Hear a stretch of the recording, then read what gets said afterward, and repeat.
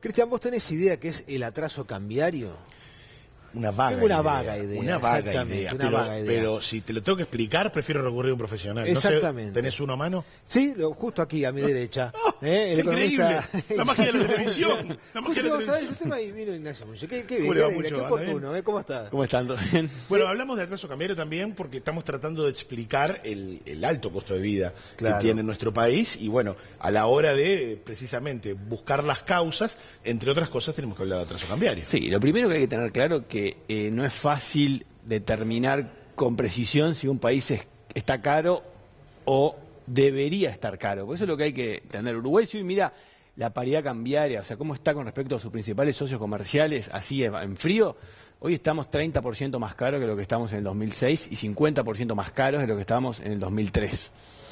¿Eso quiere decir que Uruguay está desequilibrado, está mal esto? Y bueno, ahí hay que profundizar el análisis. Uno no puede mirar solo el valor del dólar, no puede mirar solo la evolución de la inflación. Tiene que ver qué fundamentos económicos están detrás de que un país se vuelva más caro o más barato. Y lo que nosotros hicimos en un estudio fue identificarlos, porque hay toda una literatura internacional que estudia este tema. Esto no es un tema que nos pase a nosotros, en todo el mundo se estudia por qué una economía se vuelve más cara y cuáles son las razones económicas que lo explican.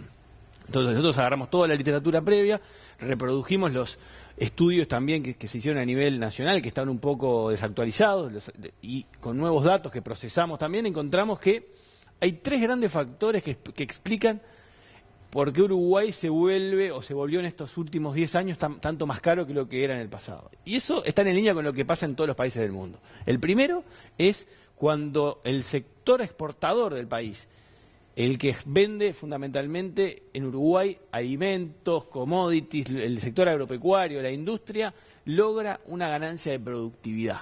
Eso pasa en los países. ¿Por qué gana? Bueno, porque vinieron a invertir mucho los argentinos, lo que la gente sabe, ¿no? Que en el agro hubo una revolución productiva.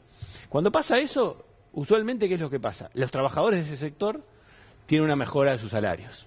No podrás discutir si es todo lo que debería o no, pero hay una mejora cuando mejora los rendimientos de ese sector.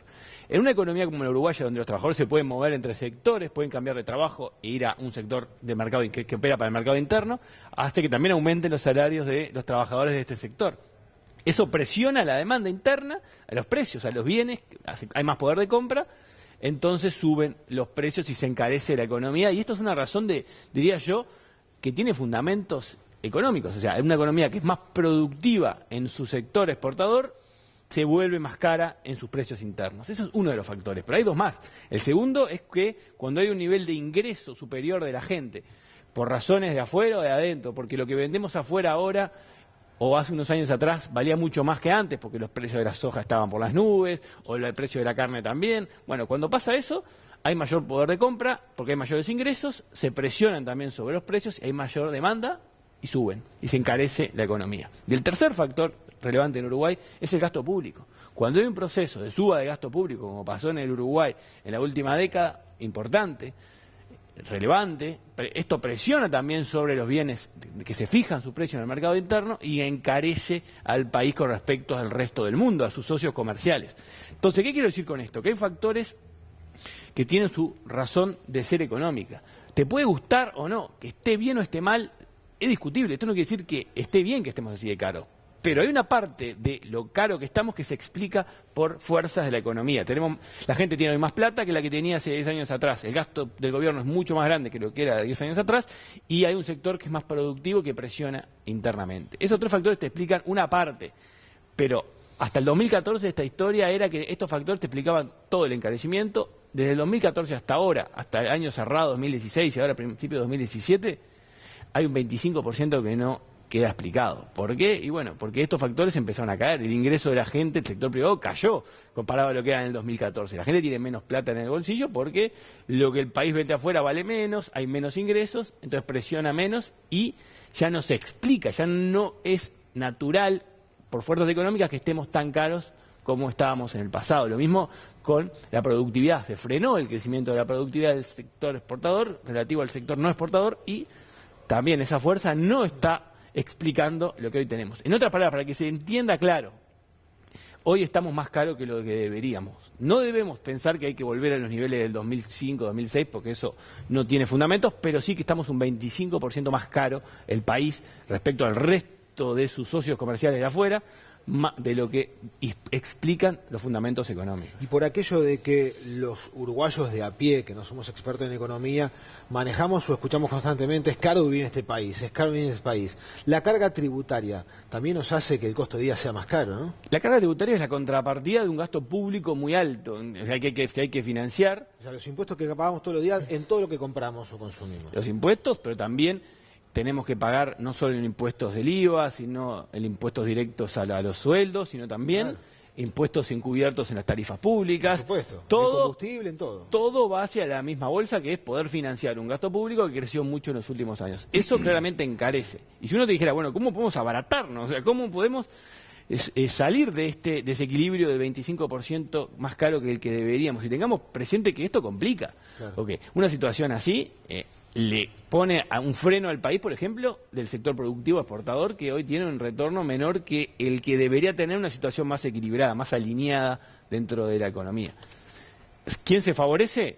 Bueno, también en estas cosas siempre hay ganadores y perdedores. Se están favoreciendo los que venden al mercado interno, los importadores que traen automóviles, los que traen bienes de consumo electrodomésticos. Bueno, eso levantó mucho en los últimos meses la venta desde mediados del año pasado, que estaba en un piso, y eso responde claramente a un dólar que está asociado con toda esta historia que vengo diciendo, a un dólar que cayó mucho en los últimos meses. Se había subido, si recuerdan, en marzo del año pasado estaba en 33 el dólar, hace un año atrás. ¿Es el gasto público la única posible explicación de este 25% en el cual nos encarecimos de 2 años a esta parte? No es la única, pero es la principal, quizás. Pero es la principal. Es la principal, y si uno tiene que pensar los caminos para deshacer esto, o sea, cómo podemos, porque el gran desafío que tenemos como país, que tiene los que manejan la economía de este país, es suavizar este proceso de encarecimiento sin ir a una situación de tensión como ha pasado en el pasado. Lamentablemente en nuestra historia y de gran parte de los países, que cuesta mucho esto, y terminan mal. ¿Por qué? Porque terminan en situación de una mega devaluación, donde el dólar salta de golpe, salta mucho, y ahí se genera todo un montón de tensiones internas en la economía y se abarata el país, porque obviamente, como pasó en el 2002, después del 2002-2003, estuvimos baratos con respecto a todos lados, venían turistas de todo el mundo para acá, como le pasó a Argentina en su momento, como hoy ya no nos pasa, porque hoy tuvimos una excelente temporada turística, porque prácticamente fueron los argentinos los que vinieron en masa a consumir acá, porque hoy el único país prácticamente del mundo que Uruguay es más barato es Argentina.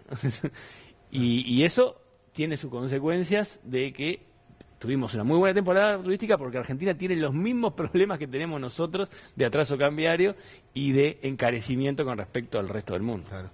Pero el punto que sea el gasto público, digo que ese es hoy el único camino que queda para deshacerlo, porque uno no puede pretender abaratarse impulsando un menor nivel de vida del sector privado, menores ingresos, para que consuman menos y presionen menos en los precios de los bienes. Entonces, ahora, ¿puede hacerlo? O sea, se puede, ya está pasando eso. Claro, pero digo, es una cuestión de voluntad política, o quienes manejan las finanzas, el ministro, en fin, su equipo de trabajo, dice, yo, o sea, más no puedo recortar. Tiene de dónde recortar. Es complejo, hablar, ¿no? Es complejo. Acá se habla mucho, se ha generado una suerte de mito que algo tiene de realidad, que el gasto público es inflexible a la baja. Se dice esto, no se puede recortar. Hay un 80% del gasto que no se puede recortar porque son salarios, pasividades, intereses de deuda. Sí, claro, o sea, si nosotros aumentamos en el número que aumentamos los funcionarios públicos, si tuviera una suba de sueldos superior al sector privado en los últimos tiempos, y eso no lo podemos bajar, claro que no.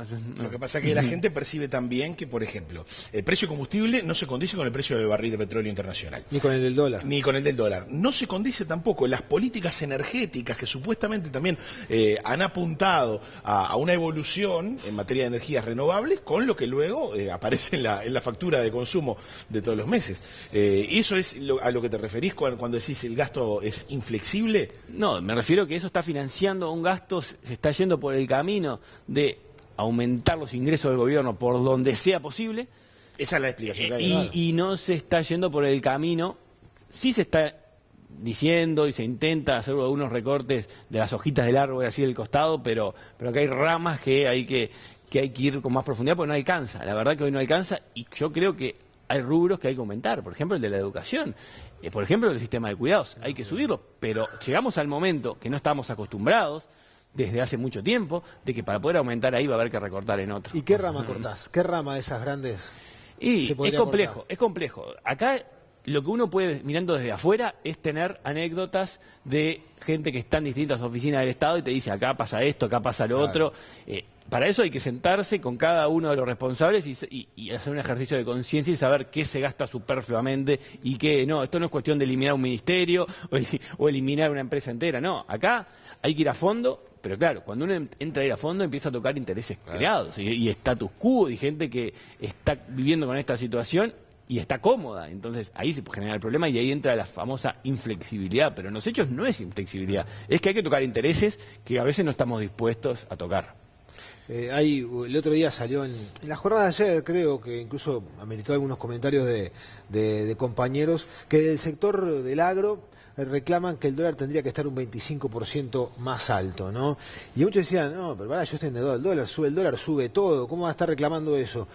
¿Por qué la gente del agro reclama un incremento en el precio del dólar? Porque está en línea con lo que vengo diciendo, el país se encareció mucho con respecto a sus principales socios comerciales. Ojo que cuando yo digo 25% de atraso cambiario, no es lo mismo decir que el dólar tiene que subir 25%, porque el atraso cambiario depende del dólar, depende de la inflación de acá también. Entonces uno puede aumentar el dólar 25%, pero si la inflación sube 25% también, no pasa nada, no mejoramos absolutamente nada. Claro. De hecho, ha pasado esto en episodios en el pasado. Cuando el dólar subió hace 2 años de 28 a 33, la inflación fue cuando tuvo su pico que llegó arriba del 10%, ¿se acuerdan? El año pasado.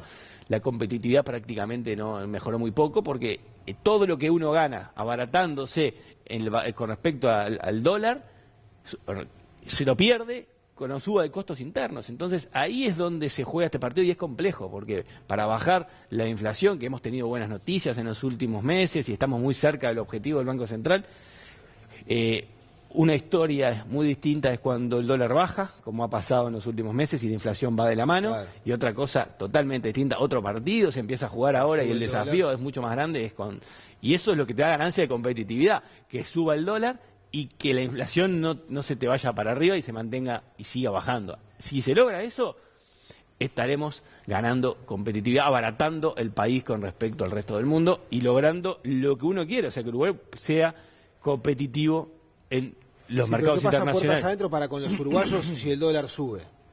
¿Nos afecta? Acá a la mayoría de los uruguayos es como una reducción del poder de compra. La gente piensa en dólares, puede viajar más cuando el dólar baja, puede cambiar el auto, puede comprar una moto, puede comprar la televisión nueva. Entonces, eso se siente. Por otro lado, vos tenés que el sector productivo que hace que ingresen dólares al país necesita también un dólar más bajo. Y acá está el equilibrio que te lo da esto que hablaba al principio, que no es tan simple como decir que el valor del dólar tiene que ser tanto, sino que hay que entender los fundamentos macroeconómicos, que son la explicación confusa, aburrida, que del principio, pero que es lo que hay que tener claro. No es tan simple como decir el valor del dólar tiene que ser 38. No, claro, no es así. Con eso no decimos nada. Claro, definitivamente es un círculo, ¿no? Porque, de hecho, a ver, ¿qué es lo que nos van a decir los televidentes si no lo están comentando ya en las redes? Y que van a hacer las compras en el día a día y notan que los precios están caros. Exactamente. Y eso tiene que ver directamente con el poder de compra, ¿no? Es el poder de compra, es la inflación, el salario que tienen las personas relativo a la inflación.